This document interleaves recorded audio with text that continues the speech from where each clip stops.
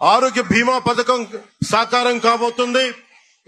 ఒక్కొక్క పథకం ద్వారా ఒక్కొక్క కుటుంబానికి 25 లక్షల ఆరోగ్య బీమా వర్తిస్తుంది.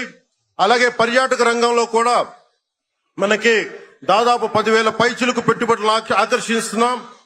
అలాగే పంచాయతీ రాజ్ శాఖలో కూడా పల్లె పండుగ ద్వారా 13,300 గ్రామ పంచాయతీలని గ్రామ సభలు నిర్వహించి రికార్డు చేసి 2,007 కిలోమీటర్ల బీటీ రోడ్లు, 4,000 కిలోమీటర్ల సిసి రోడ్లు చేయగలిగాం.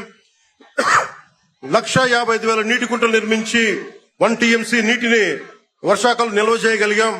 అలాగే మూగజీవాల దాహార్తి తీర్చేందుకు 15,000కు పైగా నీటి తొట్లు నిర్మించాం.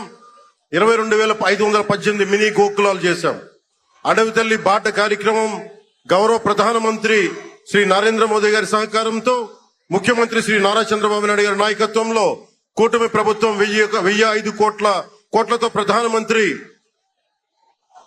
పిఎం జన్మన్ పథకం, మహాత్మా గాంధీ జాతీయ ఉపాధి హామీ పథకం ద్వారా రాష్ట్ర ఉపాధి హామీ పథకం 625 గిరిజన గ్రామాలని అనుసంధానిస్తూ 1,069 కిలోమీటర్ల రోడ్ల నిర్మాణం జరుగుతోంది. గర్భిణీ స్త్రీలకి డోలీ మోతల నుంచి విముక్తి కలిగించాల లక్ష్యంతో ముందుకెళ్తున్నాం. 7,910 కోట్లతోటి జల్ జీవన్ మిషన్ కి ప్రాజెక్టులు చేపట్టాం.